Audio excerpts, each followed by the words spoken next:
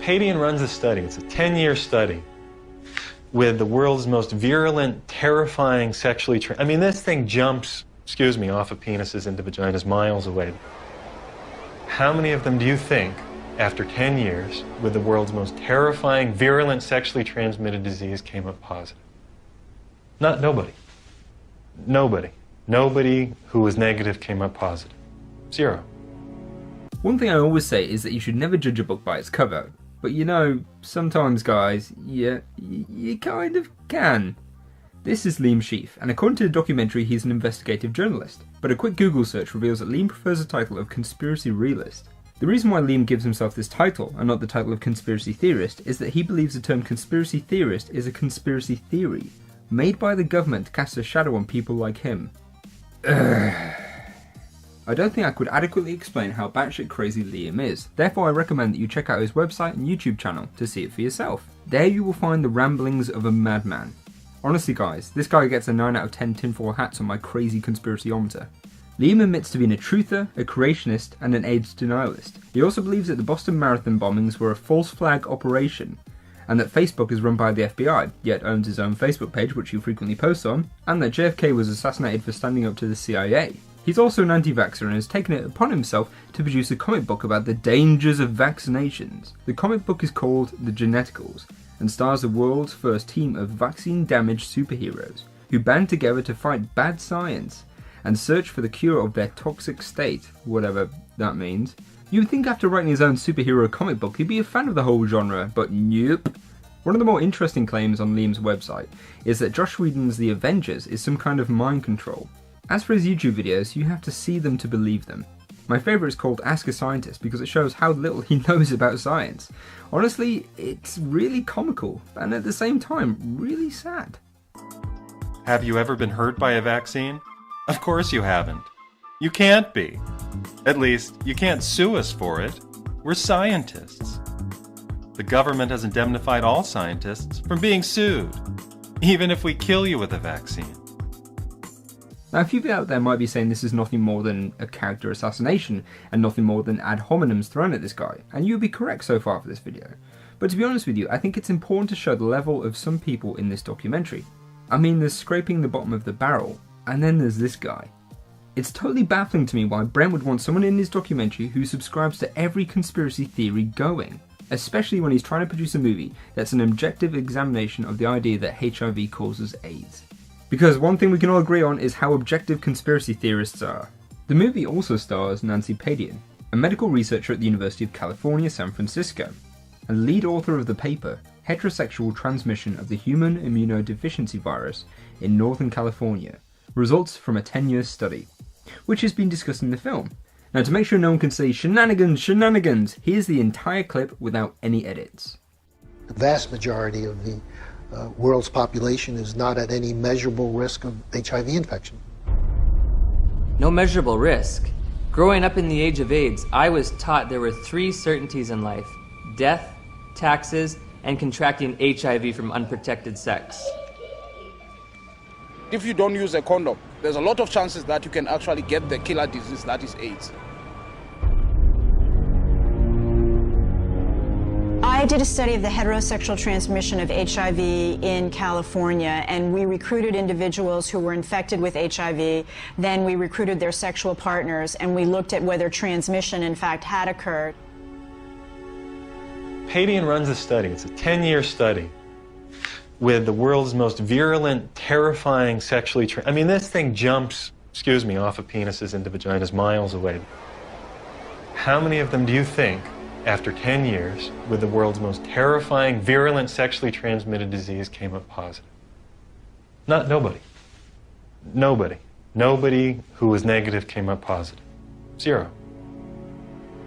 I think HIV is more difficult to transmit than probably most other sexually transmitted diseases. I think that's pretty widely known. Nancy begins to talk about her research, and she says over 10 years that she recruited partners where one of them would be HIV positive. She then looked to see if HIV had been transmitted. As she's saying this, we're shown a picture of the front page of her research. We then cut to Liam, who tells us that no one in this 10-year study contracted HIV from their partners. He says nobody who was negative came up positive. Zero. Now you might be wondering to yourself, why is Liam the one here discussing the findings of the paper, and not the scientist who conducted the study? This is because Brent, the director and star of the movie House of Numbers, wants to fool the viewer into thinking no one in the study contracted HIV from their partners. And it's more than likely Liam was probably the only one interviewed who was stupid enough to lie about this research. He's not misinterpreting the data, he is flat out lying, and therefore so is Brent. Nancy's study showed that HIV can be transmitted through heterosexual sex, and notes that male to female transmission is approximately 8 times more efficient than female to male transmission. Even on the low resolution of the copy of the film that I found, which I totally got legally by the way, I could see the front page of Nancy's research where it says, overall, 19% of the 360 female partners of HIV infected men, and 2.4% of the 82 male partners of HIV infected women were infected. It's right there, it's on the front page, it's right there, it's shown in the movie House of Numbers, and yet this guy, Liam, is telling us that actually no one was infected. What? I find it hard to understand why Brent thought it would be acceptable to have a man lying about a piece of research on the transmission of HIV, a deadly virus, in his documentary. I also don't understand why he missed the opportunity to ask many of the many scientists in this documentary whether they thought HIV could be transmitted through sex. I mean, for God's sake, the documentary featured the woman who actually wrote the paper. Do you think she believes that no one in the study contracted HIV from their partners? The level of deception is truly unbelievable. And the fact that you have the balls to put the abstract of the paper in your documentary whilst lying about the number of people who were infected is just, are you trolling us, Brent? Are you troll-lolling us?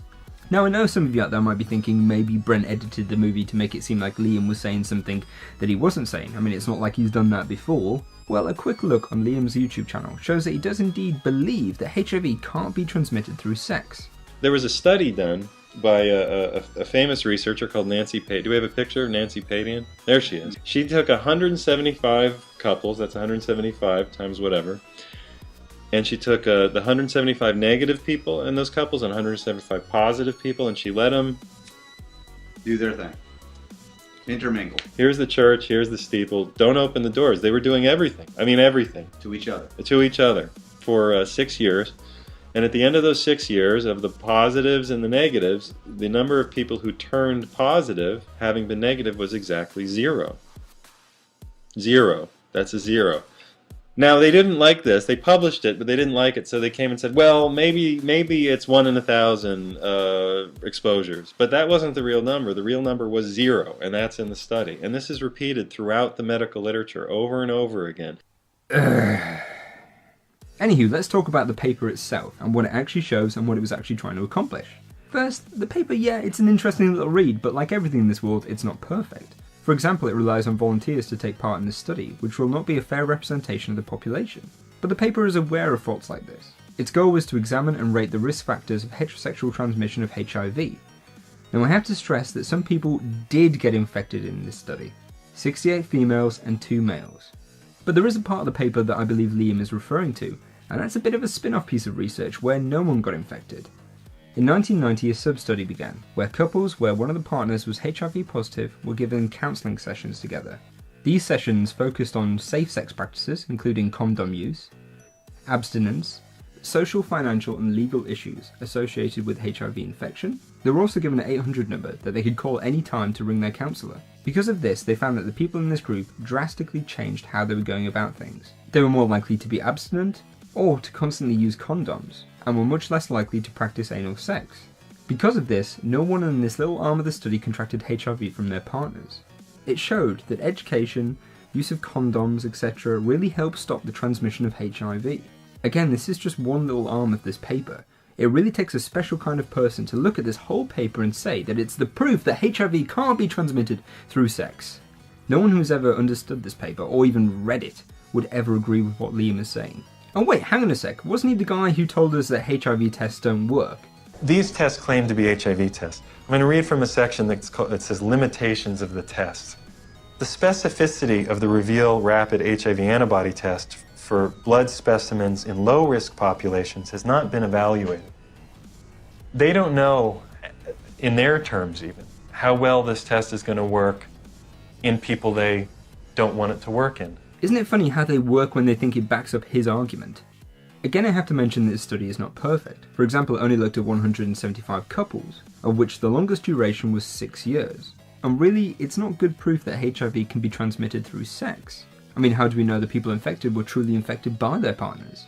But I guess until more research is done, we'll never know. Oh wait, what's that? HIV has been extensively researched and more than one person has been researching it over the past 30 years? If you want a better example of similar kind of research, how about the paper, Rates of HIV-1 Transmission per blah blah blah blah blah. This is much better at showing the transmission between partners if that's what you're looking for. It enrolled 15,127 people between the ages of 15 and 59 and followed them for 40 months. And before you ask, yes, people in this study also became infected from their partners. And to make sure they were infected from their partners, their viruses were sequenced and they were found to be the same. I feel like a broken record here, but if you doubt the existence of HIV and whether or not it can be transmitted through sex, please run a search for research. You will be overwhelmed by the evidence that HIV can be transmitted this way. How many of them do you think, after 10 years, with the world's most terrifying, virulent, sexually transmitted disease, came up positive? Nobody. Nobody. Nobody who was negative came up positive. Zero. I think HIV is more difficult to transmit than probably most other sexually transmitted diseases.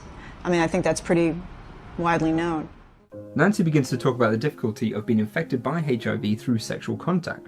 She correctly states that HIV is more difficult to transmit than most of the sexual transmitted diseases. The problem I have here is with the deceitful editing, which makes it look like Nancy is backing up Liam's claims that HIV can't be transmitted through sexual contact. Nancy is correct. HIV is difficult to contract, as shown in the paper Rates of HIV-1 Transmission. But just because it's difficult to contract doesn't mean that it's impossible. At the same time this is happening, the movie is showing a picture of a sign that reads, "Prevent AIDS, use a condom for safe sex." By doing this, the documentary is really heavily implying that condoms are pointless because hey, if you can't get HIV through heterosexual sex, then what's the point in using one? Now I realise when something's implied like this, it's often open to interpretation, but everyone I've shown this documentary to has said the same thing, that the film is implying that condoms are pointless. Honestly, this is sickening, and this is the point where the film changes from just batshit crazy to an actual health hazard. I can't stress enough the dangers of having unprotected sex if your partner is HIV positive, even if you're positive yourself. HIV is very dangerous and a very real virus, and is responsible for the death and suffering of millions of people. HIV can be transmitted through heterosexual intercourse, in both directions, and the best way of reducing the risk of transmission is to wear a condom. Reckless infection of a person with HIV is considered to be a crime here in the UK. If you're found guilty, you will spend time in jail and most likely have your name disgraced in the papers.